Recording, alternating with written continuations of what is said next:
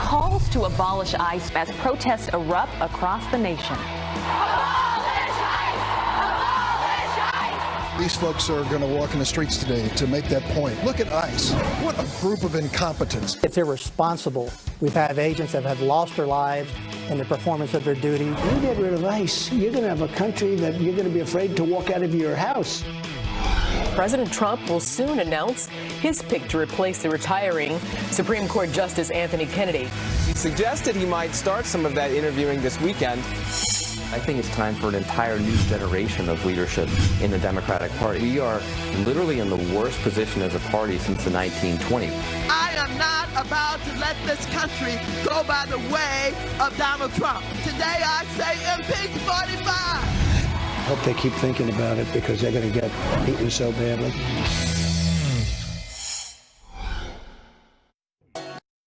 Live it up for the weekend. Pull it up every time we align. Take a shot for the Regals. Double up in this body. It is going to be a hot one today across the country, but it still feels nice right now at 7 in the morning. And on July 1st, it's July. You're right, it is July.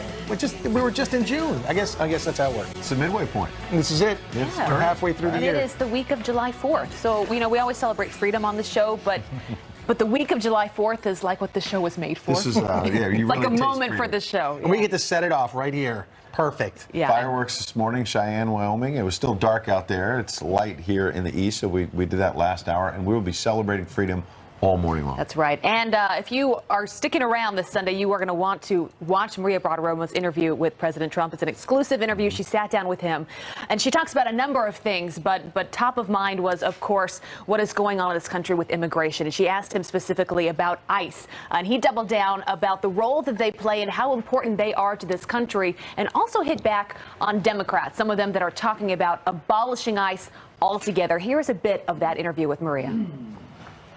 The 28-year-old socialist that just beat out Joe Crowley says abolish ICE. And get this, more Democrats are getting in line with that. Kirsten Gillibrand today saying we need to abolish ICE. Well, I hope they keep thinking about it because they're going to get beaten so badly. Do you know, ICE, these are the guys that go in and take MS-13 and they take them out because they're much tougher than MS-13, like by a factor of 10. And these are the ones, you get rid of ICE, you're going to have a country that you're going to be afraid to walk out of your house. I love that issue if they're going to actually do that. This is like the way Republicans say, you want to make Nancy Pelosi speaker again? Bring it on. That's what Donald Trump is saying right there. The president is saying, if you want to make the midterms about abolishing ICE, the agency created post 9/11 to go after terrorists, to go after illegal immigrants who are in this country, who need to be deported, and they also deal with child trafficking and all kinds of other disgusting things that are going on that they're trying to stop, to now be beating up on them. And what's interesting is this started as a radical left-wing, really a socialist idea. Let's just abolish ICE. But it went mainstream after this 28-year-old socialist candidate, we mentioned her before, Alexandria Ocasio-Cortez, beat Congressman Joe Crowley this week here in New York. And all of a sudden you have quote-unquote mainstream senators like Kirsten Gillibrand saying, yeah, let's just abolish it. And Dick Durbin is going even further. He is the #2 Senate Democrat. And yesterday, he said ICE is full of incompetence. That's what he said. Listen. Look at ICE. What a group of incompetents. At this point, they're focused more on toddlers than terrorists. They wanted, instead of deporting felons, they want to deport families that are being persecuted by criminal gangs. Instead of focusing on stopping bad drugs from coming in and stopping dirty drug money from going out, they're focusing on separating kids from their families. It's time to put an end to this cruel and incompetent policy. So all of ICE is now apparently incompetent. So he was talking, of course, yesterday overseeing the protests, thousands of people that came out across this country, thousands of Americans, but also a number of celebrities. And you know this, they come out and they talk about things that they're passionate about. And they spoke, a lot of them talked about abolishing ICE, but some of them talked about love and coming together in this country. And that Which is what a better this message. Country, I like that right, better. that's what this country's about. But we spoke earlier, Dean, with Jerry Robinette, a former special agent in charge of ICE. And he said people don't fully understand what the role of ICE is and what they do on the border. Here's a bit of what he told us. If he just spent 2 minutes on the internet, he could get a mouthful of what ICE and HSI does. I mean, I think it's irresponsible considering that these agents place their lives. We've had agents that have lost their lives in the performance of their duties. You see them, they come to the border for a few hours. If they have a field trip, they spend a few hours at the border, then they go back and they pretend like they know what happens at the border. They have no clue. And you know, and honestly, I think they do have a clue, but it's not to their benefit to acknowledge the work that's being done. I think that's a funny idea, like Dick Durbin going on a field trip. Hey, let's pack a little lunch. Let's go down to the border for a couple hours, and then we know exactly what ICE does and doesn't do. You know, look, have they been involved in some separations that's now been overturned by the president? Sure, but that doesn't mean, as he claimed, that they've dropped dealing with drugs and trafficking and all these other things. They're doing multiple jobs. Right? Well, you could see that certainly raised the hackles on Jerry Robinette there, because they do a heck of a job down there, and that's really tough to hear from your number 2 Senate Democrat. That's really a tough thing to say. That's the point. It's going mainstream now. It's a march to the left. Well, maybe he should retract. Maybe Dick Durbin wants to retract that statement, because he's talking about people that he set out there and people who, you know, they make the laws for these people to enforce. And that's a real tough thing to hear. There may be a concern, though. They see this 28-year-old girl who wins in Queens and surprises everyone, beats Crowley, who was supposed to be this next Democratic leader in the House. And there may be the sense within the Democratic Party of maybe we need to take on this extreme rhetoric if we want to win. I'm not sure that's the right approach. I think you're onto something. I don't think that's the right approach, in my opinion. But I think there is a debate going on right now within the Democratic Party of how do we win elections. Where did she start before she was a candidate? She was an organizer for Bernie Sanders. An organizer. An organizer. For the socialist can we call these rallies what they really are? They're anti-Trump rallies. I mean, they really are anti-Trump rallies. They're the same people who marched against everything he's done, every step of the way. It's the same group of organizers, and the same people saying anti-Trump things. It's like really a rerun almost of the Women's March at the beginning of the Trump administration. Madonna saying, let's go blow up the White House. Literally saying, blow up the White House. Things like that. And so the specific issue, whether it's Women's March, Immigration March, may change. But I think your point is right, which is that it's really about being anti-Trump. So if this is a rerun, these rallies yesterday, maybe there's a rerun going on in the House Democratic leadership as well, because you have Barack Obama as a former president weighing in now and saying, yeah, I'd love to see Nancy Pelosi be the speaker again, even though there are some moderate Democrats saying, please, no. This was at a fundraiser that was held on Friday. According to Politico, they say this, Nancy, this is what Barack Obama said. Nancy, I believe, is one of the greatest speakers we ever had and will once again be one of the greatest speakers we've ever had after we get through this cycle. And there's not much I could have gotten done without having Nancy there alongside of me every step of the way. Look, there are a number of Republicans that want this very thing. They're saying, by all means, let's keep her at the top of that party, because that means favorability is a 9-year low. Apparently. Among Democrats. Among Democrats. Right, that's according to Gallup. Among Democrats, 55%. Have concerns about Nancy Pelosi in that leadership. Right. Among independents, 22%. Among Republicans, 11%. In terms of favorability, I suppose that would be. And then at least, the idea, though, is that, there are Democrats rising up and saying that's why Joe Crowley had some standing in the party before he lost this primary battle, because they were saying, if Democrats take back the House, they've got to find new leadership. At what point do you look in the mirror and say, you know what? I got to do what's best for the party, not what might be the best for myself. Maybe after your 9th term. Yeah, but that's what people are so frustrated about with politics today, and why many are fighting for term limits. You get in there, you do the job, and then you leave. But people that stay there for years and years and years and never see the reality of maybe it's time to pull out, maybe it's time to let a new generation, new blood come in and speak for this party. You see this with Hillary Clinton not wanting to leave the stage either. The Clintons still having a role in the party, and there are members of Congress, like I mentioned, Democrats who are saying, hang on a second, we need some fresh blood. Here's Congressman Seth Moulton from Massachusetts on the Democrats' conundrum.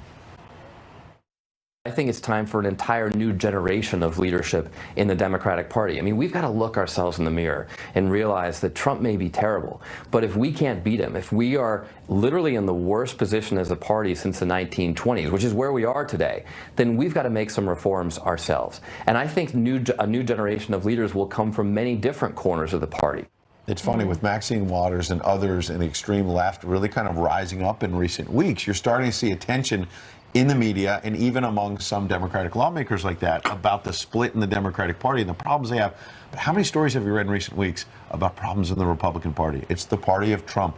Republican leaders not standing up to him. Story after story after story. And that's the narrative as opposed to what is now being exposed, which is the real problems in the Democratic Party. Well, we'll probably see that play out in the midterms in the polls because the only way to move forward and get policy that you agree with is to get your people elected. We're going to see one. because the president's been saying, look, I hear a blue wave, but the president's saying he doesn't think it's going to really be a blue wave and that there's a rising red wave. We'll see who's right. We will see. Let us know what you think. Friends at foxnews.com. But I do want to bring you some other headlines we are following this morning, starting here. Tensions boiling out of control as Antifa and right-wing activists clash during a conservative march. Watch this.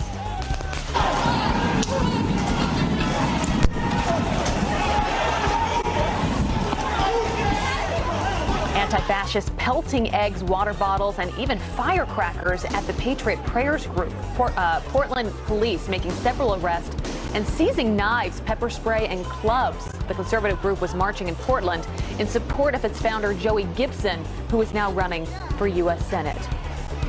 And a lifelong Border Patrol agent will beat the next head of ICE. Ronald Vitello is named the deputy director and also takes on the role as acting director of the Immigration and Customs Enforcement. He brings more than 30 years of law enforcement experience. Vitello is replacing Thomas Homan, who retired yesterday. Also, this Mexican voters are heading to the polls today, likely electing a leftist president for the very first time in decades, the anti-Trump frontrunner, Andres Manuel Lopez Obrador, including this in his book. Quote, Trump and his advisors speak of the Mexicans the way Hitler and the Nazis referred to the Jews. Very subtle. His closest opponent is 39-year-old conservative Ricardo Anaya. Is that right? Anaya. It's going to be an interesting one. That is one to watch for sure. All right, and our nation's heroes jumping from more than 13,000 feet, giving veterans a new outlook on life. Scale of 1 to 10, rate it, my man. 500. That's about 100. 12. A 12? All the way. Absolutely. Yeah. That's definitely a 13 or a 14 on the old bucket list. A 12 at least. To Kill New England hosting its annual jump event for veterans with dozens of skydivers in Massachusetts. The day is to raise awareness for veteran suicide from PTSD. What an important issue that is. Tough to jump out of a perfectly good airplane, though. That's tough. Yeah. Wow. For a good cause, though. In just days, President Trump will nominate his pick to replace Supreme Court Justice Anthony Kennedy. Our next guest is the Chief Counsel Policy Director at the Judicial Crisis Network. That's a mouthful, but she joins us live with those who she thinks are at the top of the heap. And Henry Winkler, the Fonz, seems to be having a blast fishing. A look at the Fonz's trip just ahead. He's awesome. He's a wonderful guy. Where is he? Is that Idaho? I hope so.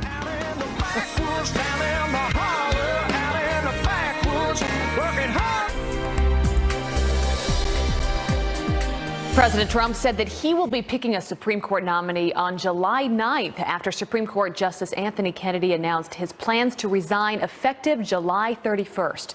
The president said he has now narrowed his previous list of 25 potential nominees to just 5 people. Carrie Severino is a lawyer who serves as the chief counsel and policy director at the Judicial Crisis Network, and she joins us right now with who she thinks the top picks are. Great to have you with us, Carrie. Great to be here, Abby. All right, so this will be one of the most important picks of his presidency, one of the most important decisions he will make. So let's go through the top 5, 6 that we know have been reported to be on that list. Let's start with Amy Coney Barrett. Give us a sense of who she is and how she might be beneficial. Yeah, as a mom, I find her so inspiring because she's a mother of 7, 2 of them adopted from Haiti, 1 with special needs. And in the middle of all that, she has found time to be a law professor, a highly regarded and very popular law professor at Notre Dame, has written on originalism and constitutional law. So I'm just really impressed. Now she's in the 7th Circuit Court of Appeals as a Trump appointee there. So I think that would be really exciting to see her on the high court. What a background. All right, Joan Larson, another woman.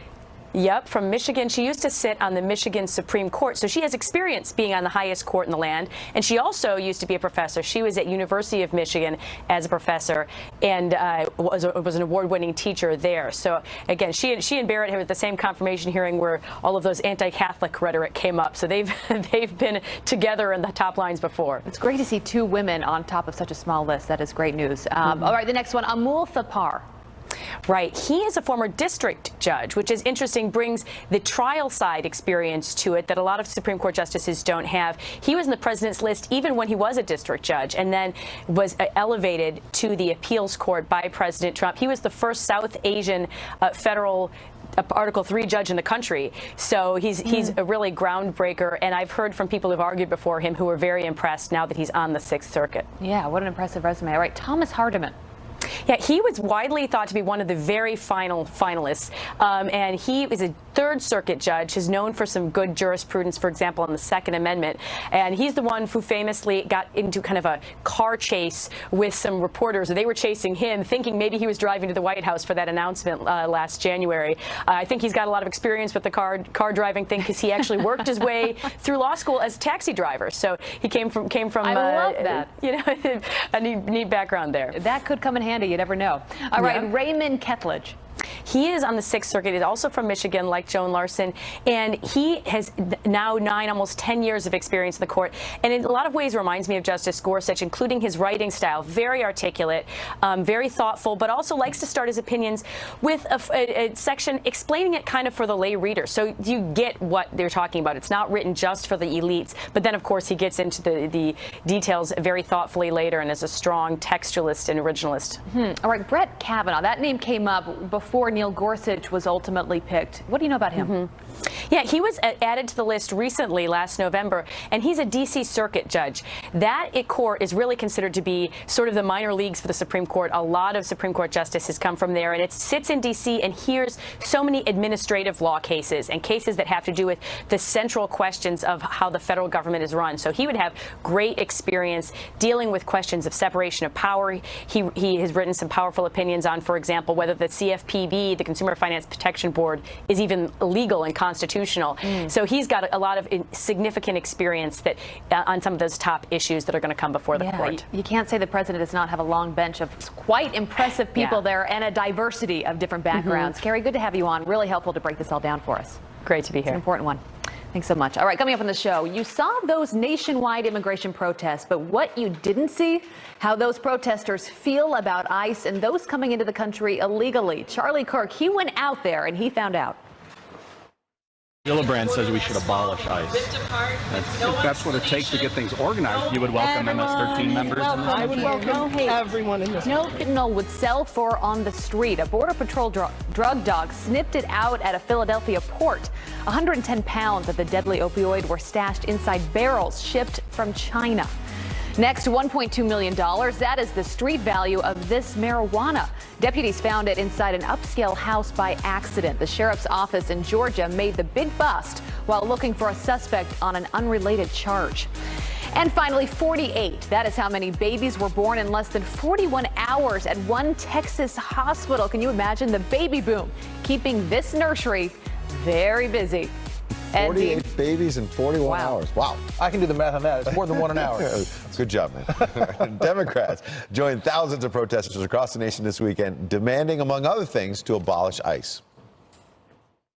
We need to rebuild our immigration system from top to bottom, starting by replacing ICE. Look at ICE. What a group of incompetents. At this point, they're focused more on toddlers than terrorists. Turning Point USA's Charlie Kirk went to the immigration protest to see if these activists really knew what they were talking about. He joins us right now. Charlie, I imagine it was quite enlightening out there with the protesters.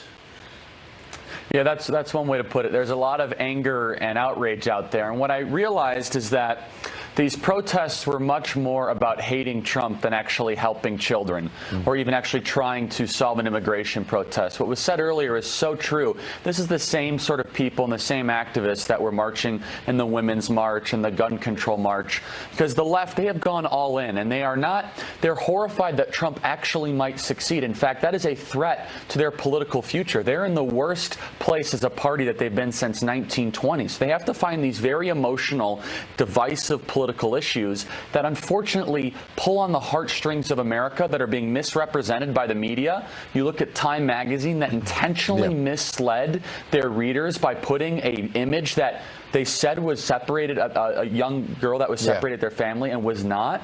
And so these are very emotional issues, and the activists had rage and anger instead of care and compassion for children. And we've got a little taste of what you saw on the ground in the Chicago area. We'll talk about it on the other side. Listen. Love, not hate, makes America great. An example of Trump's evil, hateful rhetoric. Oh, rapists, murderers, drug dealers. Using words. But there are like, rapists, murderers, and drug dealers crossing the southern border. That's right. Oh. Gillibrand says we should abolish ICE. That's what it takes to get things organized properly. That would be appropriate. Well, there is a wall, sir. I've done it myself. There's two things here. There is a wall, and you can walk back and forth. You would welcome MS-13 members in this? I would welcome everyone in this. No fear. How about ISIS? Everyone is welcome here. Charlie, remarkable, because on the micro, when you actually talked to that one woman and said, well, there are actually rapists and drug dealers crossing the border, she said, well, yeah, okay, factually, you're right. And the macro, the point you made a moment ago, that isn't it fascinating? This is the end of a week in which, that the rallies occurred, in which the president was dominating the Supreme Court decisions that went his way. Now he's got another pick on the court. He's going to reshape that. And it just, the left's anger just keeps boiling.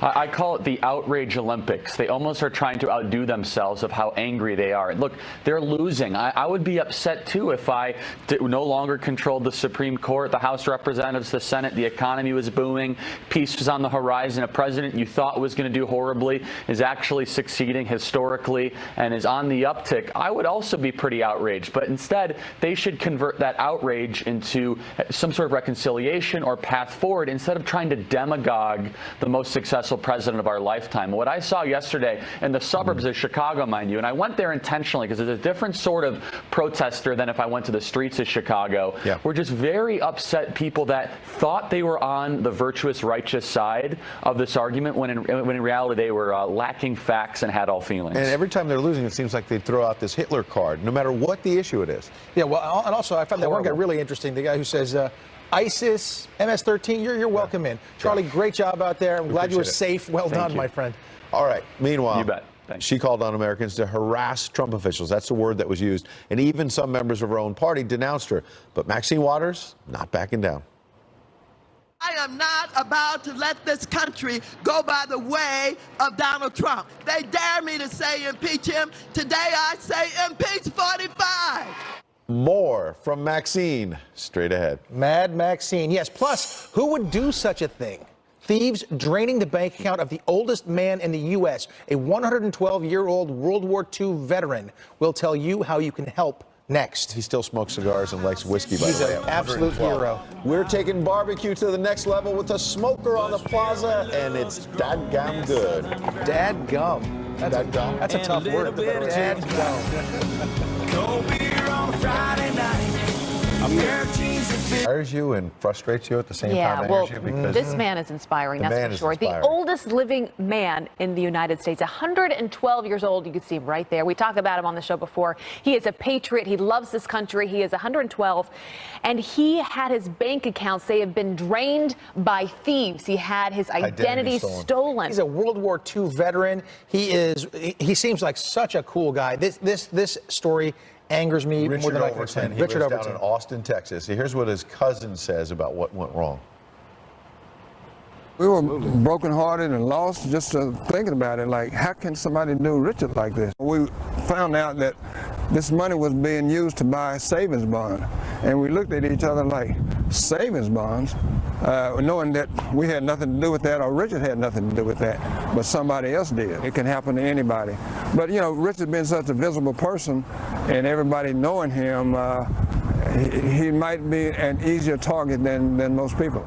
So there's now a GoFundMe page at Help Richard Overton. It's been there for a couple of years already, but it had a different purpose. Then it was for his expenses and things. Now he needs it for everything. And if anybody deserves it, it's this gentleman. He was asked years ago, what's the secret to living so long? 112 years old now. He said, quote, just keep living, don't die. And then he said, what helps? cigars, Yes. and God. So apparently he gets up, I looked up his routine, he gets up about 3 in the morning, has a couple of cups of coffee, then he walks around the house to make sure his joints are going well and he get the blood circulating.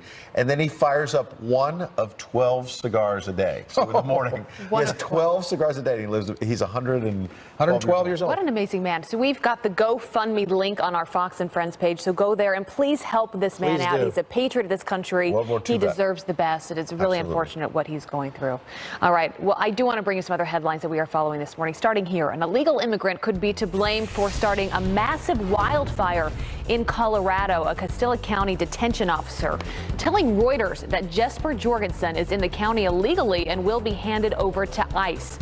The Springs fire, scorching 41,000 acres, is the most active of nearly a dozen blazes in that state. Also this, an Army National Guard bus crashes head-on, killing a driver of a pickup truck. Of the 26 soldiers on board, 9 remain in the hospital. 1 is severely injured. 17 others were checked out for minor injuries. The accident near Asher, Oklahoma is now under investigation. Also this, the TSA is nibbling away at travelers' patience, this time over your snacks. Airports across the country are reporting an increase of agents removing food items and placing them with a separate bin for screening. It is not part of standard policy, but was a recommendation that was issued last year. Yikes. And Henry Winkler has gone fishing and he is having a blast. Take a look at him, the Happy Day star, posting a number of pictures online showing off plenty of fish that he caught on a summer getaway out west. The iconic actor all smiles as he shares his catch of the day.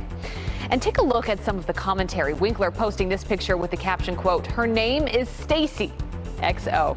He is still one of our favorites. Those are your headlines. Ed and Dean, did you make it out there in time? Oh, yeah. Oh, yeah, we Wow. were fast. Just made it. We were moving. Ed was running. It is hot. It is hot outside. So who wants to spend your Independence Day standing over the hot grill? No. How about trying a smoker instead? Yes. Well, here was some dadgum delicious recipes to try. John McLemore, chef and author of Dadgum. That's good too. All right, guys, so y'all ready? You're right.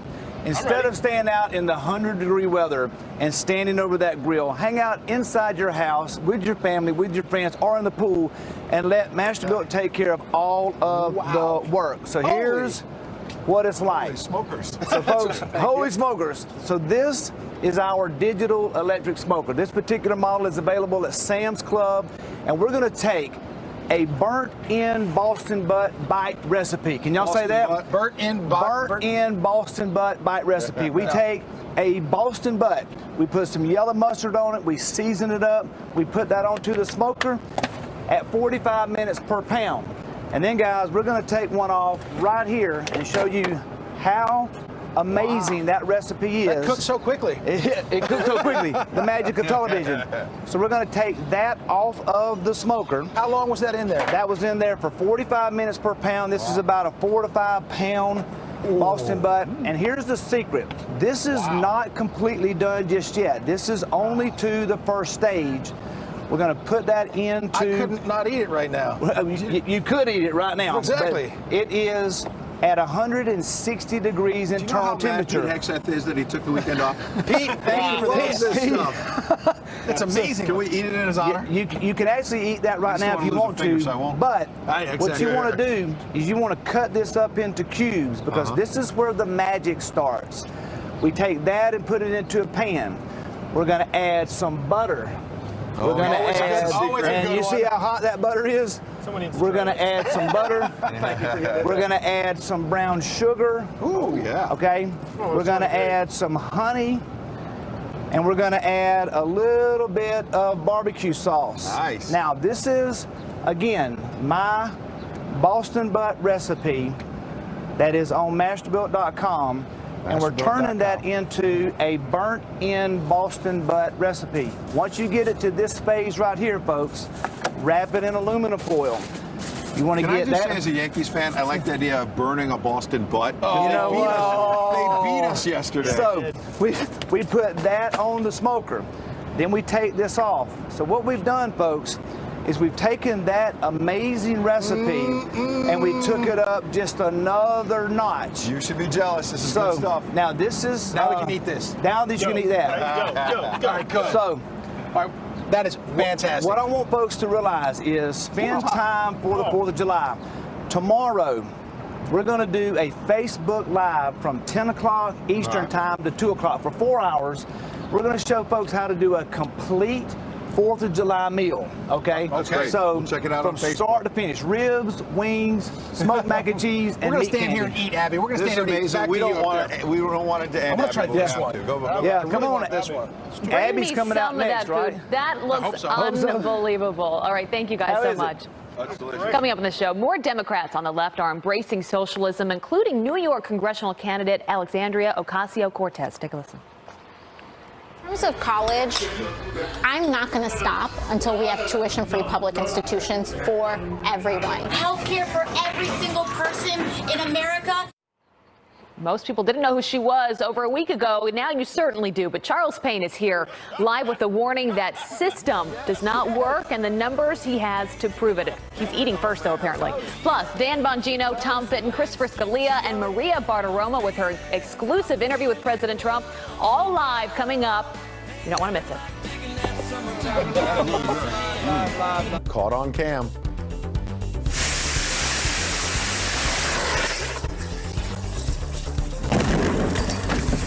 Wow, the Japanese rocket crashing and bursting into flames, as you saw, just seconds after takeoff.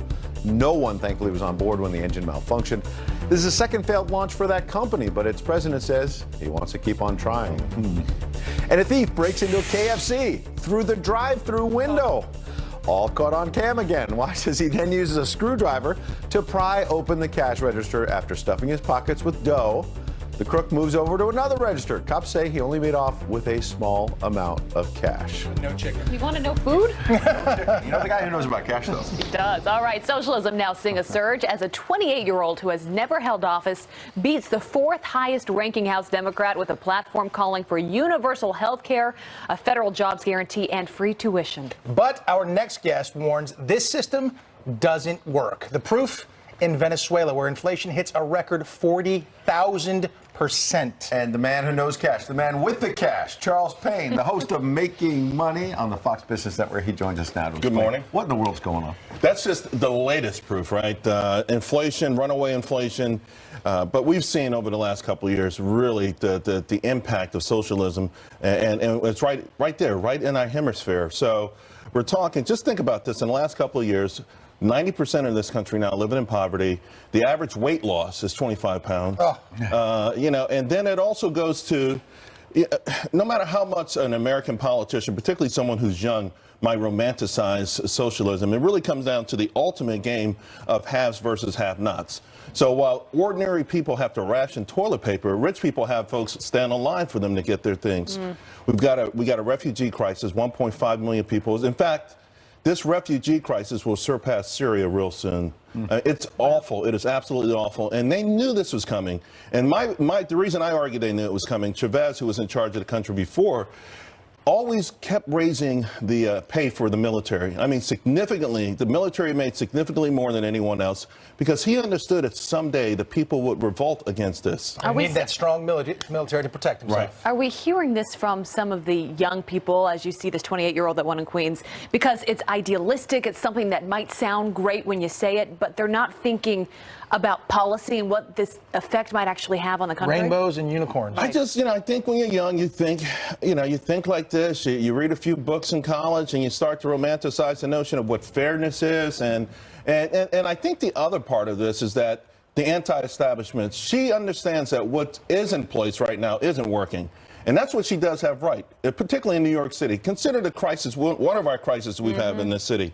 400,000 people, mostly blacks, Puerto Ricans, and other minorities in New York City public housing. De Blasio hid for over a decade a mold infestation, a rat infestation, a roach infestation. You had women 70 years old who had to walk 20 flights to get up to their apartments because their elevators were broken for months on end. He hid this. Okay, so she knew something. She knows something something's wrong. That part I give her credit for. She's pushing back against the establishment. Unfortunately, thinking that the answer is socialism is a huge mistake. Right, so it doesn't work, but on the other hand, it's picking up steam, socialism. In a way, if you think about it, because you've got now a growing number of Democrats who are allegedly more mainstream saying, yeah, let's just abolish ICE, as the socialists first started pushing. And he had Bernie Sanders last week at a book party in Washington say, we won. He believes his ideas are taking over the Democratic Party. Well, they are taking over the Democratic Party, and he is winning. And again, a lot of that is anti-establishment. The same way that President Trump has taken over the Republican Party. He's not a true Republican per se, and all the Republicans who were in charge, of course, they've sort of fled. But here's the thing.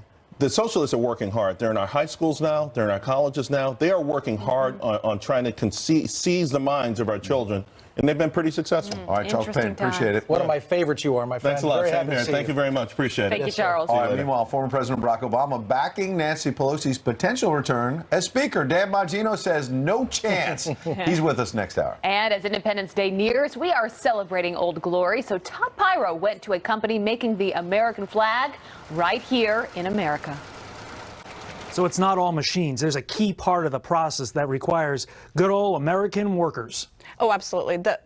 Once they come off